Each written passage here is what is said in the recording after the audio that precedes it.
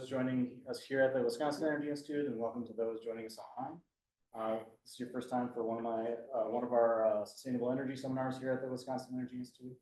My name is Scott Williams. I'm the Research and Education Coordinator here at WEI.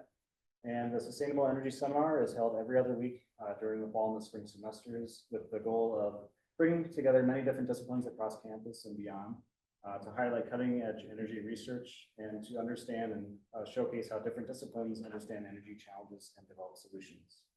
And so throughout the series, you hear from folks in science and engineering, as well as the social sciences and humanities, to learn about the ways in which these different disciplines view energy challenges and develop solutions.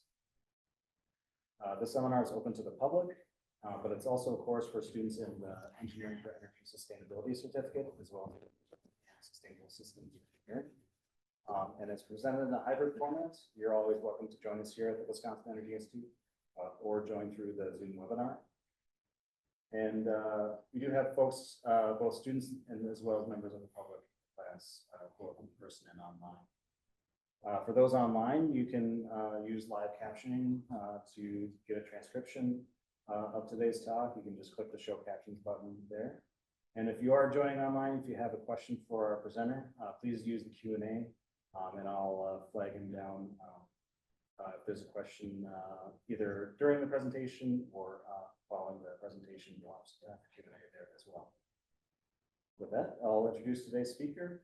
We've got a special treat, as a homecoming of sorts here. We've got Anurag Mandalika, who's an assistant professor for research at the Center for Energy Studies at LSU. Prior to going to LSU, he was here at the Wisconsin Energy Institute, both as a graduate student and a postdoctoral researcher. His research interests include biomass and bioenergy, biofuels, waste reduction and valorization, emissions measurement, carbon dioxide removal, ethics, and environmental justice. And during his research career, he's explored a lot of different connections between agriculture, biomass processing, environmental health. But today we'll be talking on a slightly different topic related to clean hydrogen and different use cases for that, particularly with the focus in Louisiana, but beyond that. So welcome. Thank you, Scott. Everyone can hear me okay, right? Okay. Well, thanks again for the welcome. As Scott mentioned, I am now at LSU, and just to get into the talk today, it's called Clean Hydrogen Beyond Transportation. I'll break it down in a second as we go into the talk. This is sort of the overall agenda. I'll be talking about hydrogen for industrial uses, talk a little bit more that's relevant to Gulf Coast states about energy resiliency, and finally, going into a little bit of my research interests, which is finding circularity, targeting multiple problems using some sort of an approach. So first, let's dive into just clean hydrogen. So when I say clean hydrogen, I don't mean any arbitrary sense of the word clean or dirty. This is coming from the federal government. It's defined, this is according to the Department of Treasury or the IRS 45V production tax credit. So hydrogen that's produced with life cycle emissions equal to or less than 4 kilograms of carbon dioxide emissions per kilogram of hydrogen is classified as clean hydrogen. So if you're a developer and you want to produce hydrogen cleaner than emitting less than 4 kilograms of CO2 equivalents, then you can apply for this clean hydrogen production tax credit. And that's led to some sort of investments, particularly in Louisiana, Texas, and all the other Gulf Coast states. Whether you know this or not, we currently do produce a lot of hydrogen in this country, about 10 million metric tons each year. The map kind of shows you where all these production units are located around the country, and you can see a clustering of them in the Gulf Coast of the US. And some of the largest consumers of this hydrogen are mainly petroleum processing and fertilizer production. So how is hydrogen produced? You've probably seen some variation of this chart here, which is hydrogen color spectrum, which basically tells you what was your production strategy for making this hydrogen in the first place.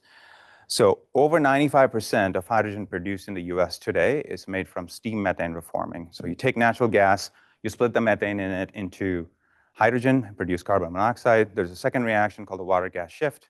You do both of those, and the overall reaction is in the red box.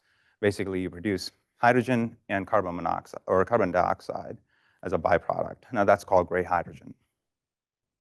If you capture that CO2, you make what is called blue hydrogen. If you capture it and sequester it, that is blue, right? And then the third important one is what's called green hydrogen, basically renewable energy to perform electrolysis and split the water molecule and generate hydrogen. Those are the three main ones that people mostly talk about when it comes to different ways of producing hydrogen. And then naturally occurring hydrogen also has a color. It's called white hydrogen.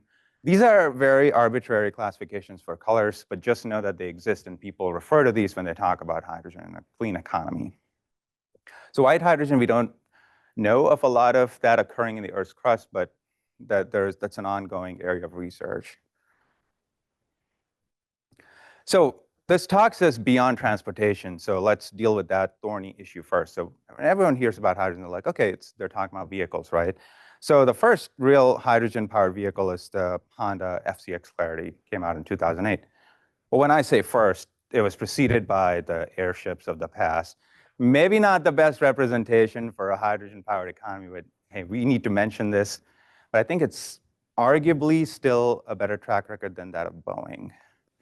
Right? Too soon? Okay.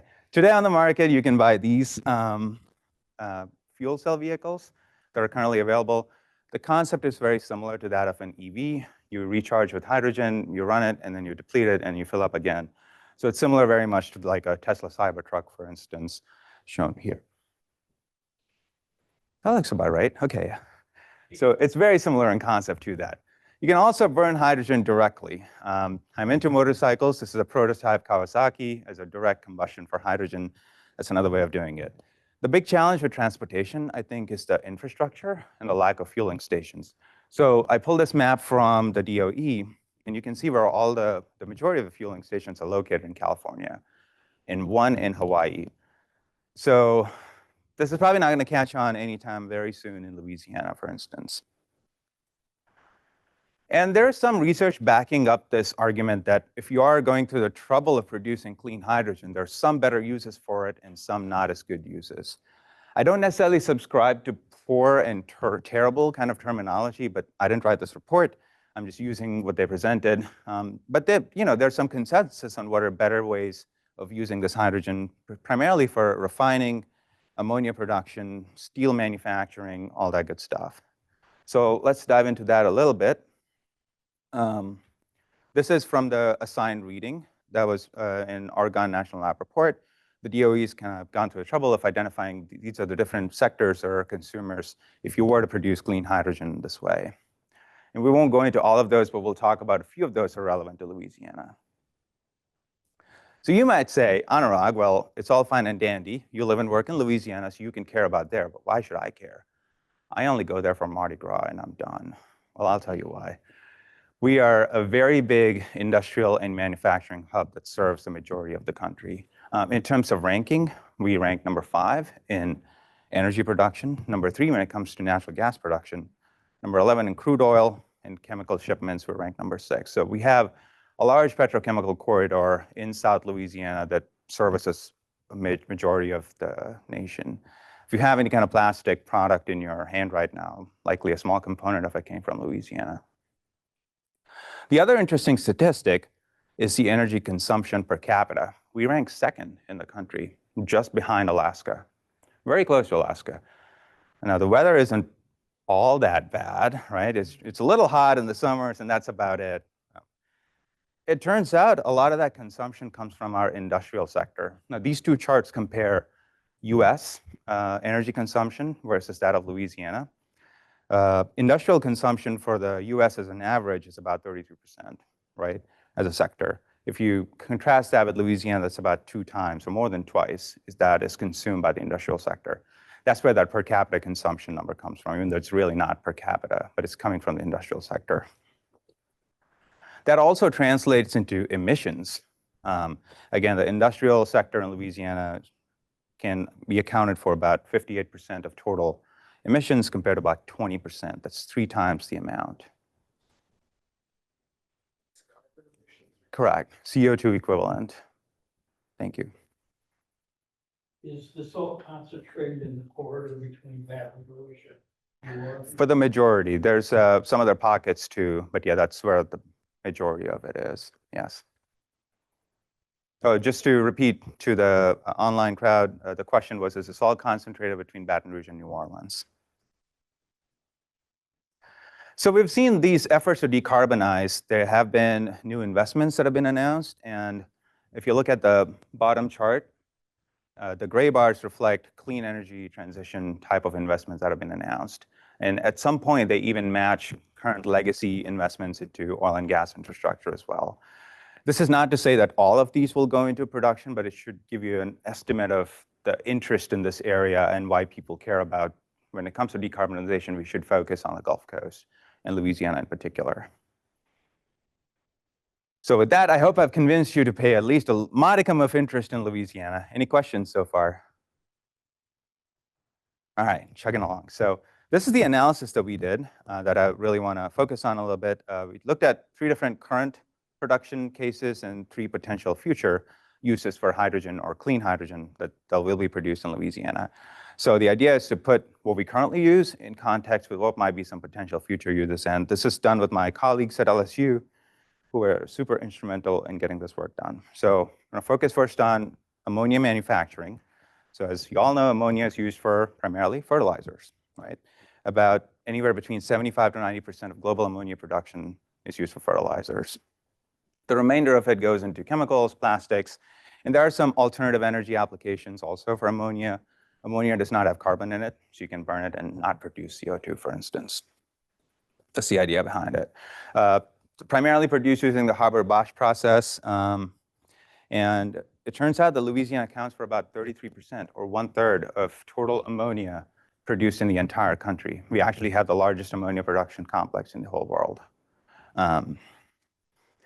So we looked at the statistics and we said, okay, this is our ammonia production total. If you were to meet all the hydrogen that goes into producing this ammonia, how much hydrogen would that take? And that comes out to about 1 million metric ton of hydrogen each year. Now, to put this into context, US production is 10 million metric tons. So 10% of total US production only goes into ammonia manufacturing in Louisiana. And the next sector we looked at is crude oil refining. I didn't go to school as a petroleum engineer, but we do know hydrogen's used in refining crude oil. 2 primary processes: desulfurization, removing sulfur from crude oil. If you think of fuels like ultra-low sulfur diesel, you don't want sulfur to be emitted back into the atmosphere, so you use hydrogen to remove it. And then the second process is hydrocracking, basically breaking up the larger distillates into lighter fractions to make different grades of petroleum-based fuels. Most of the time, the hydrogen is produced on site, again, taking methane or taking natural gas and producing it with SMR. But sometimes, particularly on the West Coast, some of this is shifting to more merchant hydrogen producers. So these are companies that do produce hydrogen and just ship it to you if you're a refinery.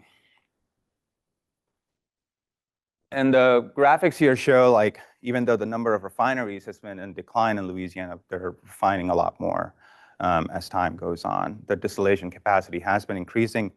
The drop-off you see over here is obviously COVID. But that's the latest data we have is for 2023. So we estimated how much it's going to take to refine all of this crude oil. And that hydrogen amount is about 0.9 million metric tons each year. Again, kind of similar to ammonia. If you look at the US as a whole, crude oil accounts for a lot more than ammonia, but because Louisiana produces so much ammonia, that proportion is a little bit flipped. And then the third current use is methanol. Again, this is an industrially relevant solvent used as a precursor for chemicals such as formaldehyde, acetic acid. Again, it's produced using a similar pathway. You produce a synthesis gas, and then you convert that over to methanol. There's also, similar to ammonia, people want to use it as a low-carbon fuel. So this is an area where the capacity of this might increase, not just as an industrial product, but also for fuels down the road. And this is what those calculations look like. We produce about 4 million metric tons of methanol each year, and the amount of hydrogen that would take to produce that much methanol is just over 500,000 metric ton of hydrogen. So that takes care of our current uses, moving on to what might be some potential future uses. So energy exports is one thing that Louisiana is really prominent in. If you've heard of LNG or liquefied natural gas, it's natural gas that's been cooled to about negative 162 degrees. It's loaded onto these tankers and shipped all across the world. Especially after the war in Ukraine, some of our energy exports have been increasing to the EU, Japan, and other countries that can't rely on Russian energy anymore. So this has been growing. Louisiana accounts for about 63% of total LNG exports just from the state. And there were 3 terminals the time we did this analysis. Now there's a 4th terminal, and that has been on an increase since then as well. So please keep in mind that these numbers will go up. So yeah, we exported about 6.7 billion cubic feet per day of LNG in 2022. And the other thing to put context around this number is CBAM, or the Carbon Border Adjustment Mechanism that's being put in by the EU. Basically, it helps them to decarbonize their economy, and they're interested in putting a fair price on carbon-intensive products that are being imported into the EU. And one of the materials that they have in mind is hydrogen. So if you can produce hydrogen that's slightly cleaner than your competitor, you won't have to pay the additional price on it according to this mechanism. So that's another area where if you're starting to do energy exports, you might want to consider this. So we did the analysis and said, well, if you want to meet the same amount of energy using hydrogen as a fuel, how much hydrogen would that require? And that amounts to about 21 million metric tons. This is twice total production of US hydrogen. It's more than anything we ever produce. And then in that same vein, we said, okay, well, Louisiana produces a lot of other products in its factories and industries. In manufacturing, you need energy beyond just electricity for process heat. This includes anything like removing moisture from a process or material, separation of chemicals, producing process steam, melting plastics, and all that good stuff. So this is just burning a fuel to produce heat to do your chemistry or your reactions. For that, we again consider natural gas as a way to look at how much actually is the fuel going into it. And if you were to replace that with hydrogen, it's going to require about 20 million metric tons of hydrogen each year. This is comparable to our LNG exports, just to keep that in mind. And then the final potential future use we looked at is electricity generation. Now, this is not necessarily the best application for clean hydrogen, but just for the sake of argument or comparison, we did it. If you look at the US as a whole, about 43% of electricity comes from natural gas. If you look at Louisiana, that's about 76%. This is 2022 data, which is at 69. It's gone up to about 76 now. The majority of the remainder of the energy comes primarily from nuclear energy. And then if you were to say, well, can we replace all of that with hydrogen? How much hydrogen would that take? That's about 4.2 million metric tons. Okay, that was the hardest part. We're done with the analyses. Just putting it all into context, what does this look like? The bottom chart, the bottom bar shows the current consumption of hydrogen for current uses, which is about 2.5 million metric tons. And all the potential future uses combined amount to about an additional 45 or 46 million metric tons. So if we were to assume around 50 million metric tons total, that is 5 times current US hydrogen production. Again, this is not to say all of this will happen, but just to put things into context and say, what is the total potential of this? Any questions? Yes. Okay. Yeah. I guess the first question, hydrogen, at least in this area, there's a lot of discussion about infrastructure that's required. And the debate usually centers around a little bit in their natural gas pipelines, or do we have to have our own pipelines? I'm wondering if you have in your analysis or reading have an opinion on it. I have very limited opinion. So the question was regarding the infrastructure around hydrogen. What is the best way to transport it? How much can you blend if you can blend? I think it is correct that you can blend. The exact proportion escapes me right now. 15 is what I had in mind too. We do have actually a hydrogen pipeline that runs between Texas and Louisiana. That's all these industrial users depend on. I want to say it's 100% hydrogen, but again, don't quote me on this. It's run by Air Liquide. But we do have some of that infrastructure. But again, like you said, the embrittlement is the main cause of concern, that hydrogen can actually make these pipes very brittle. So that's definitely a challenge. That's a high pressure. I think it's around 600 PSI. So fairly high pressure, but not as much as natural gas. Yes. Yes. Why are the hydrogen charging stations so limited just in Hawaii and California? And do they see much use out there? So the question was, why are the fueling stations limited to Hawaii and California? I think it's one of these cases where California has been a pioneer in many things, leading to renewables or alternative sources of energy. That's where the majority of the demand is. And again, going back to that point that Dr. Rungi made, is it's hard to ship it long distances. So that's where the majority of the consumption is, and that's where the consumer demand is, I would think. Are there very many vehicles in those states that? I don't know. I don't know the answer to that, but I could definitely dig that up for you. Yeah, California usually has stricter emission standards, and then they also have like a low carbon fuel standard. And so they have more incentives to find alternatives compared to the rest of the US. That is a good point. Yeah. Yes. On all the time. Yeah, it's supposed to be somewhat informal, so. Yeah, so, talk about energy density and transportation. In the Midwest, there are some states, there are some projects that are looking at ammonia combustion for cars versus hydrogen, basically. As ammonia is a better carrier, just bring the nitrogen along for fun. Mhm. In your reading or estimation, speculations, you think about I guess, what is your opinion on, is ammonia a better path? Are there issues with ammonia? Why isn't that Yeah. obvious answer? So the question is, how does ammonia compare as a hydrogen carrier, as an energy carrier compared to hydrogen? I think I looked at it briefly. The costs of producing ammonia are much, much greater than even electrolysis-based green hydrogen. That, I think, is the big Achilles heel of that process. The Haber-Bosch, we just talked about it. It takes a lot of energy to produce ammonia that way. I think that's a big challenge. But in a lot of other fronts, energy density, the ability to cool it down to a liquid, it cools at, I think, -33 as opposed to -162. It's got a lot of plus points. But then can you make it, the EROI, the energy return on investment, I think is where it's somewhat lacking. Biological routes to ammonia versus. You are just stealing my thunder. The question was about biological routes. I do want to talk about biohydrogen. I do talk about biohydrogen, and then we could, speculate on bioammonia then. Okay. Any other questions? Yes, Steve.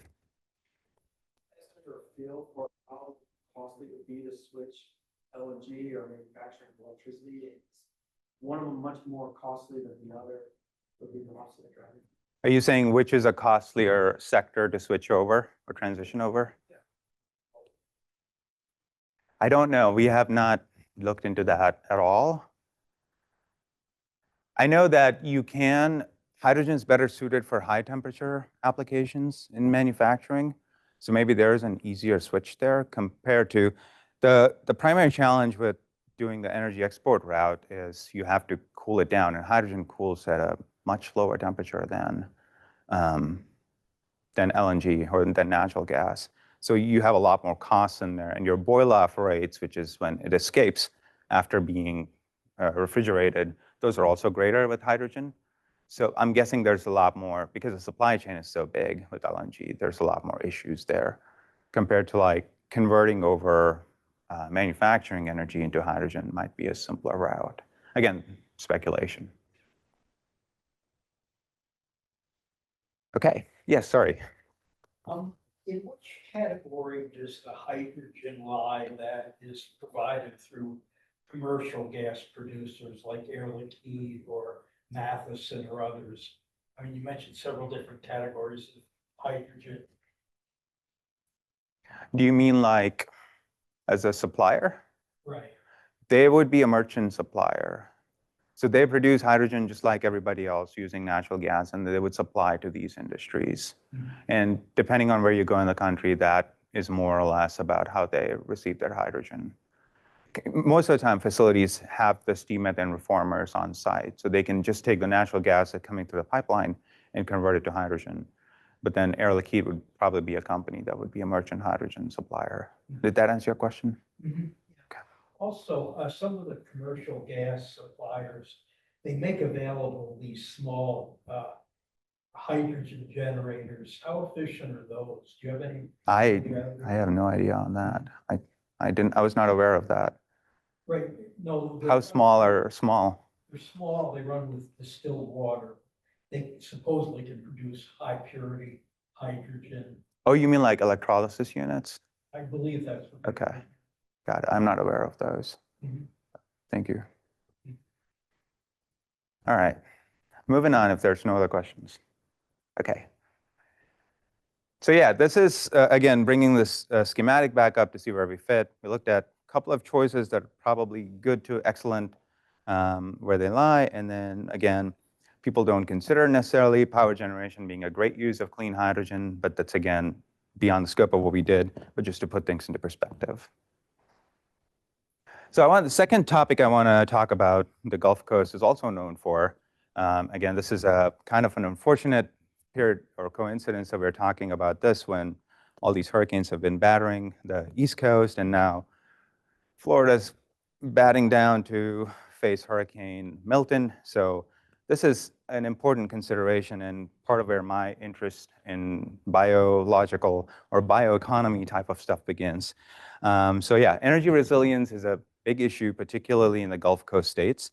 This chart here shows on the x-axis the total duration of annual interruptions in hours, and on the y-axis total number of interruptions. The US average, if you're an average American person, you probably lost power about 1.5 times in 2021. And that total duration of power loss was about 7 hours in 2021. You can see Texas as an example, where they lost probably 3 times in a year, and that duration was about 20 hours. And way to the far right, you have Louisiana. Maybe about 3.2 times you lost power, and that duration was over 80 hours. So why? Is that a typical year? Like, do you see that for other years, or is it? Yes, I will get to that in a second too. Thank you for the question. But yeah, why do we have to worry about this? Well, anytime a hurricane or a tropical storm hits and the grid is down, there's real consequences that affect many people very differently. If you're a person with disabilities, you don't have access to your electrical devices or equipment. If you need medication that needs to be refrigerated or frozen, access to fresh food. And oftentimes these hurricanes hit us in like mid to late summer. It's still very, very hot outside, like 90, 95 degrees, so you don't have air conditioning. So it's generally a pretty bad situation. And to Scott's point about how do these play around different years, I've been looking at the data. This again from the Energy Information Administration. This goes back 2013 to 2022. The metric here is called SAIDI, which expands to System Average Interruption Duration Index. Basically, it tells you how many minutes did you not have access to power for in any given period. And the y-axis is in thousands of minutes, by the way. So the US average is in the orange, and then if you plot Louisiana, you can see the 2 instances where you did have major extreme weather events. You did not have power for a long time. And this also tracks for other Gulf Coast states. This is Florida for comparison with Hurricane Ian and Irma. And then Texas had that winter storm in 2020 where their grid failed. This is what it looked like, how many minutes they did not have access to power for. And then this is Hurricane Zeta that hit Mississippi. So pretty much all the Gulf Coast states, right? There's a second metric that's also published by the IEEE, which is called the CAIDI, Customer Average Interruption Duration Index. You can think of this as a way as how long did it take to restore power? Not just how long did not have power, how long did it take for the grid to be back on? And again, the Gulf Coast states, it's a really, really long time before that happens because of obvious reasons. It's a lot more work to get the infrastructure back up again and supply power again. Yeah, basis to develop infrastructure. Isn't there also a question of how long it takes to get, back on the grid? Maybe all other things being equal, we would develop hydrogen infrastructure elsewhere, but the use is in Louisiana and That is, yeah, probably Mississippi and Texas. that is a very good point. So the question was, does this also factor in when you're thinking about where to develop, and especially where the demand is? So I think that's a very good point. So not only is it a major inconvenience, it can also lead to deaths. So we've been statistically looking at some of these storms and the aftermath and how many fatalities that they've caused and how much of that can be attributed to a loss of power. So Hurricane Beryl, for instance, that hit Texas and the Houston area, over half of those deaths were associated with lack of access to power. And this is, I know this is an older headline pertaining to Hurricane Helene, but I checked about an hour ago, there's still 250,000 people without power in Georgia, North and South Carolinas. And the infographic on the right is an analysis done in Puerto Rico, basically showing the number of fatalities rise as you increase the time period that you do not have power from 1 to 2 to 3 to 4 weeks. Those numbers keep climbing. So this is a real thing that we have found in the aftermath of these storms. And to further complicate it, there's a difference between urban restoration and rural restoration. This is from a study that was done in 2019 looking at urban and rural differences in Puerto Rico. A, B, C, D are 4 different communities. So in the solid lines are the urban communities, and then the dotted lines are the rural community just next door to them. And then they compared how long did it take to restore power to 100% of the population. And you can see the rural areas consistently lag. And that's just because it's a lot harder to go in there and restore power, among with any other factors that they have. The numbers that you see is how many days it took to restore 99% power. So anywhere between 65 to 135 days is how long it took. It's just, again, putting things into context here. And so, well, when you do lose power, some people are fortunate to have generators, portable generators or diesel generators. And the downside of some of those is that there, again, is the cause for death or injury from improper use of these devices. So again, we've gone back into statistics and looked at, well, after Laura hit in 2020, you had about half of deaths were associated with quote unquote carbon monoxide poisoning or improper usage of a generator. And same thing with Ida, they found similar estimates. So what can be a decent solution that can probably counter some of these impacts as well as tie into the decarbonization stuff we were talking about early on? I want to highlight this recent event that happened in Louisiana. This was the Secretary of Energy came down to inaugurate this place. The idea of this is a solar-based community microgrid. Basically, when there's power and the grid is functioning, there are solar panels that are producing electricity and supplying it back to the grid. When you lose power, it goes on to battery backup. And then that functions as a place where community residents can come in, charge their phones, get fresh food, be in air conditioning, all that kind of good stuff. So this was recently incorporated. And the next series of slides are directly from this group. It's a group called Together Louisiana, basically an interfaith coalition of people that came together and lobbied the federal government, got some grants, and set this up. So they opened 9 of these facilities in the New Orleans area after Francine, which was the first hurricane I lived through. It was I was very anxious, even though it wasn't too bad at the end. But, just to show that these also have an emotional toll that they come with. Anyway, so these are the kind of statistics they put out after Francine happened. They had 9 lighthouses functioning that served over 2,000 people, provided about 2,000 meals. Again, this was a Category 1 storm. Imagine if this was a greater storm, then I'm sure the response would be even greater. And yeah, just a great way to leverage community efforts and provide a way for people to come together when there's no power.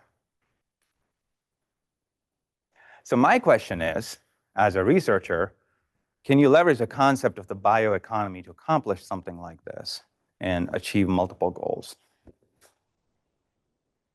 That's when we come to the final topic, which is finding circularity.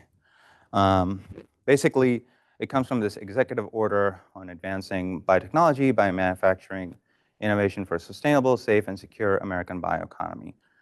And I really like referring to this infographic. It comes from the Wisconsin Energy Institute. I've been using it in all my talks, and I love it.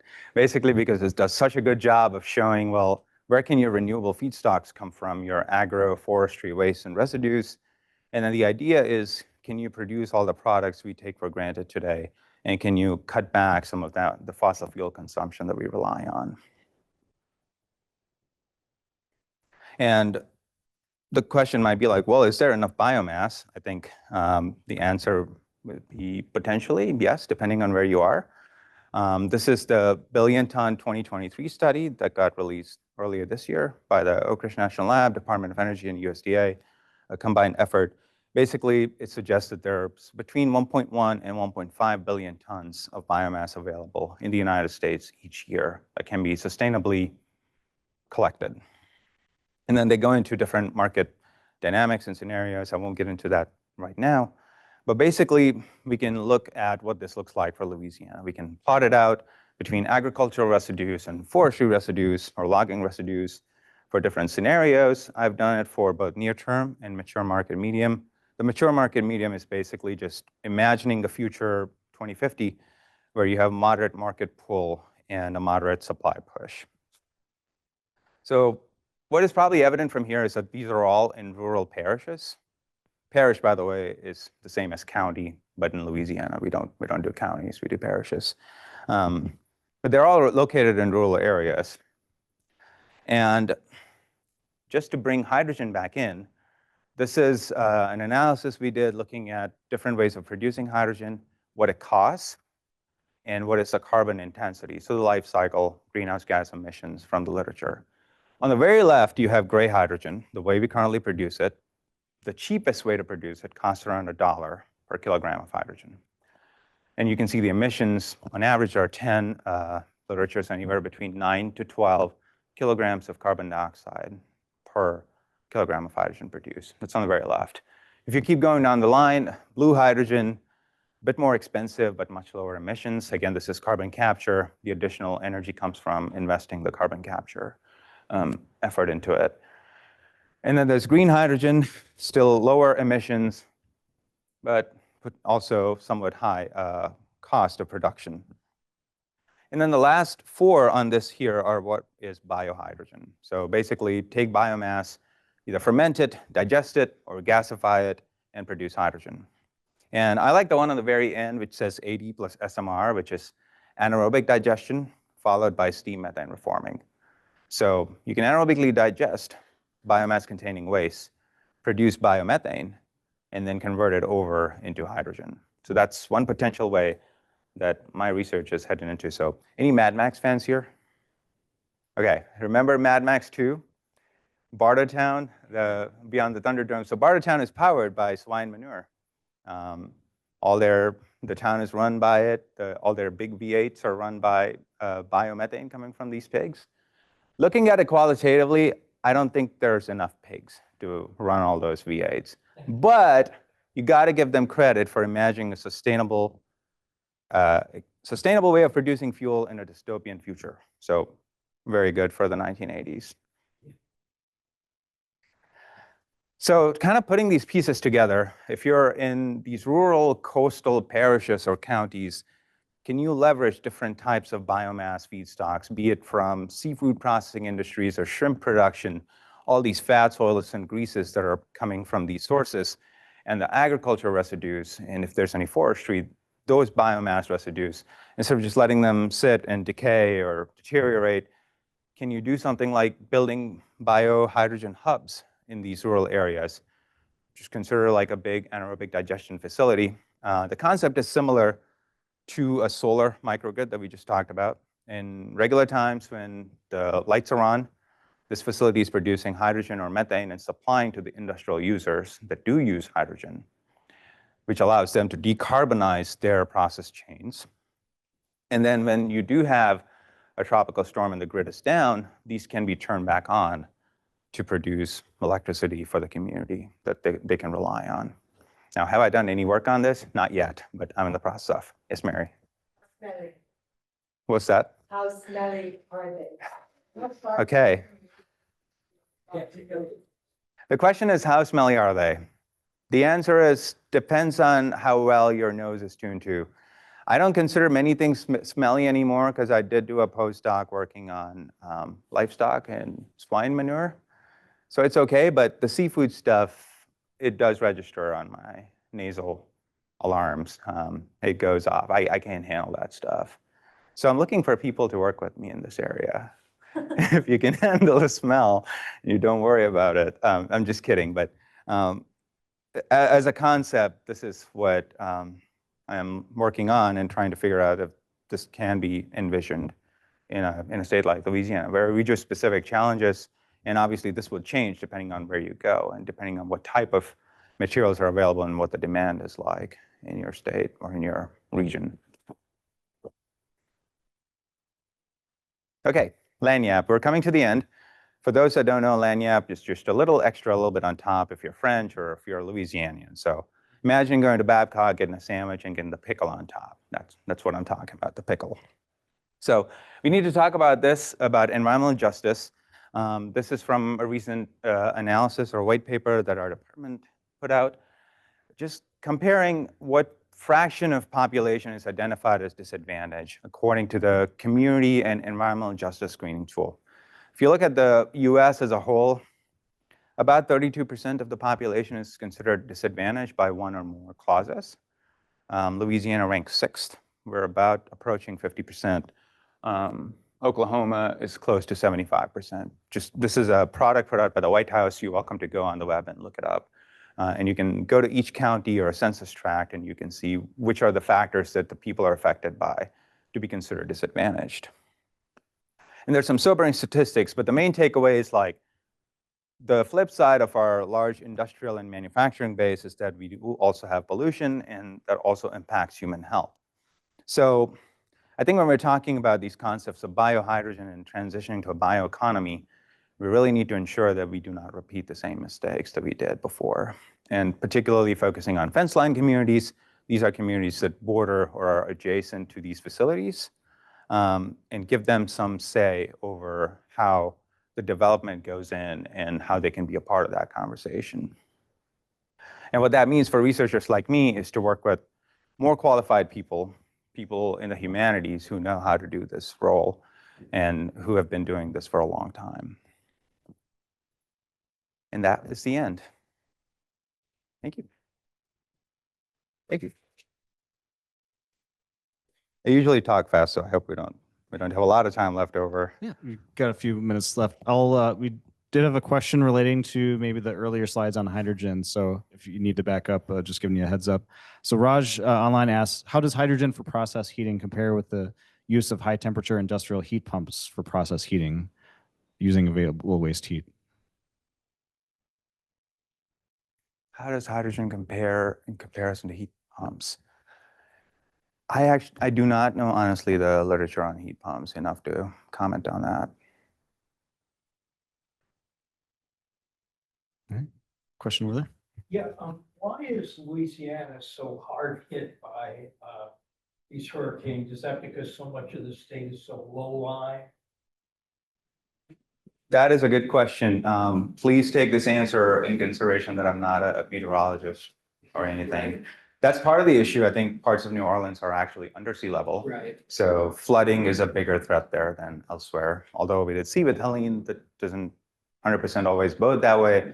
Even higher elevation areas can be washed out because of just too much rain, right? But yeah, that's definitely part of the answer. And we're just in that nice pocket where the hurricanes like to come in and cut through. So that's, again, that escapes my knowledge of how meteorology works. But yeah, those are definitely the two big factors. Yes. Yeah, your statistics show that relatively not too many days after a hurricane hits Florida that the electricity comes back. With the announcement today of the hurricane being number 5, category 5, and expected to hit the entire state almost, those statistics will be shattered, won't they? I really hope not. I mean, I know where you're going, but yeah, I don't know what to expect. Katrina to me is like the worst in recent memory. I really hope this is nowhere close to that, but yeah, it depends on the spaghetti models. It depends on the actual path that it takes. It depends on how long it stays over landmass and how much rain it dumps. But as regards to wind speed, it's going, if it's a category 5, it's going to be really, really bad. Yes. Much of the power outage is final delivery. It's wires Mhm. and that would not change if hydrogen generation happens at central locations. We still have the same problems, but it would not allocate the problem, hydrogen. So the way this would be different is you're building a local microgrid. You're not relying on the transmission, which has probably failed at this point before it gets restored, but you have a central area where folks can go and maybe even start powering a smaller community with hydrogen. Yeah, cutting it back down, taking it off the grid and putting it in a microgrid. But yeah. Another thought, I don't mean to Yeah, waste too much time. The federal government subsidizes agriculture in significant ways, in particular, where like corn in Iowa and other potential feedstocks for hydrogen production. So I'm not saying remove those subsidies, Yeah. but you know, continue to provide them, but for the purpose of creating hydrogen as opposed to different kinds of oils. Yeah, that's a very good point. That is again beyond my expertise, but I do know with the 45V, it does not, and I don't know exactly which categories, but biohydrogen does not get those same production tax credits that the blue and green do get. So last I know, the delegation from Louisiana is going to interact with the feds to try and work on that. Allison. Well, I was gonna ask, we've seen renewables cost for making electricity go so much lower in the last couple. Solar decades. particularly. Yeah, so are you seeing that with the green hydrogen, that cost bar, you sure is still pretty high? Yeah, Or- I don't think so, not yet at least. That's been the focus of a lot of R&D, but I don't think it's actually transpired yet. The cost is not the issue right now with hydrogen because we can make it very cheap, about $1 a kilogram, using gray hydrogen. The emissions are the issue. So if you look at what the DOE is suggesting, it's called the 111 or the hydrogen shot. It's $1 per kilogram in the next decade. In the next 1 decade, it's 111. But that's their goal, is to have really, really low carbon intensive ways of producing hydrogen. So that's where our issue is. And then going to green and blue, but the costs do go up with that. But I don't think that's actually happened yet. It's also just a matter of how much energy it takes through electrolysis to split water, right? That's where the costs come in then. Absolutely. We do have another question online. What are the electricity requirements for a biohydrogen plant, and is solar typically on site? I think if you're doing something like dark fermentation, that would require electricity. The literature, either I haven't seen it or it's pretty scarce on this topic. But yeah, I can get back to that after doing a little search on the actual requirements. Any other questions? Yes. How much of a concern is there still about dangers posed by transportation of LNG from an accident or terroristic standpoint? That's a good question. So the question was, how much of a threat is there in terms of accidents for safety or terrorist attacks on LNG? Right. I haven't seen any news or concerns along those areas. The one thing we do worry about was that methane emissions were often underreported. So it boils off from these exports, from these ships as they go across the ocean. So that number used to be around 0.5% per day or something like that is how much is lost, or 0.05, somewhere around there. I can get you the actual number later. But that, I think, has been the main concern, is that that might have been under accounted for. But not to my knowledge, I haven't seen anything about. I mean, it's a valid question. That it could be a concern. So I've got a Yes. question. Going back to the diagram of your concept for the biohydrogen, why would you choose to go to hydrogen if you're going to use it primarily for energy? Why not just keep it at methane? Yeah, I love that question. That is actually what I have come off with is thinking like, why not just produce methane? Because they can produce the hydrogen themselves. The facilities can produce hydrogen themselves. But yeah, after having spent some time on this, that was my takeaway. It's like, maybe we just produce methane and keep it cheaper and simpler. But yeah, that's an excellent question. And you said you wouldn't necessarily get the hydrogen tax credits through this route. Because that could be one reason why you would want to go to hydrogen is if Yeah, absolutely. I need to check on what the IRS says. That, to my knowledge and talking to people that have worked in this area, that seems to be an issue with biohydrogen. I don't know just to what extent. So the seafood, I was assuming this is like kind of sand and other nitrogen, so methane, ammonia, you're planning on. Where are you making methane here? Oh, through anaerobic digestion. Are you doing anaerobic digestion of the seafood industry waste? The fats and greases from the wastewaters. So you're showing, Oh, that's the manufacturing. If So you you do go- produce hydrogen, you go to the chemical uses, the industrial uses. So just it's not a question, but maybe it's common, is seafood industry has a lot of nitrogen Mhm. in its waste. And back to the ammonia kick, right? So you can form ammonia through biological processes if you have something with lots of, Lots of nitrogen. yeah, lots of nitrogen, right? So But you'd have to fix it again and produce the ammonia, right?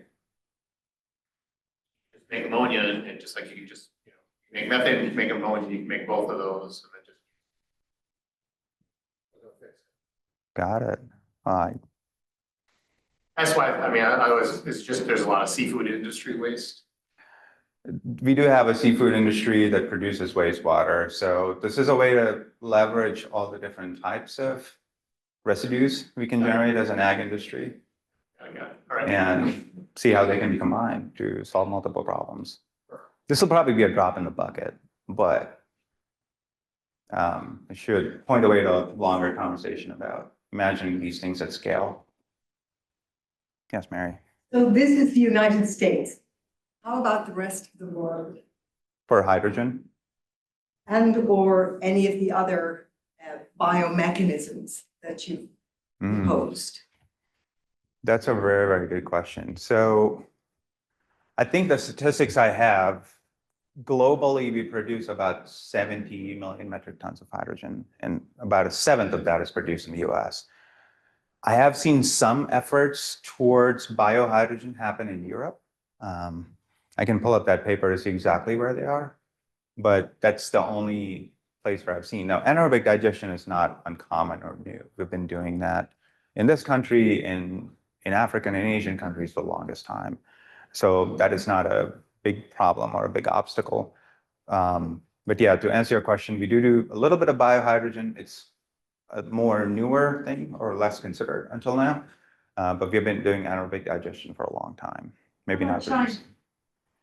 China produces a lot of its hydrogen through coal gasification, which, as I understand, is a slightly more carbon intensive process of producing hydrogen. I don't know anything about what they're doing in terms of producing biohydrogen.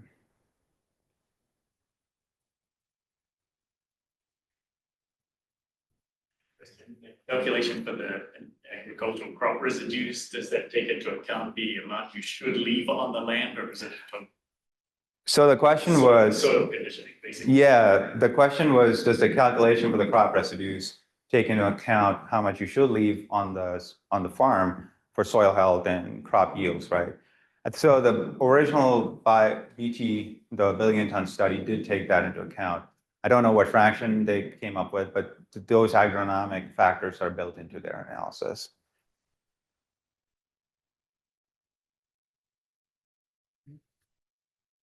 final questions? All right, well, thank you so much. And it's great that you came all the way here from Louisiana to give your talk today, and hope you have a good time. Thank you for having me. And checking, meeting with a lot of people while you're here. Thank you very much.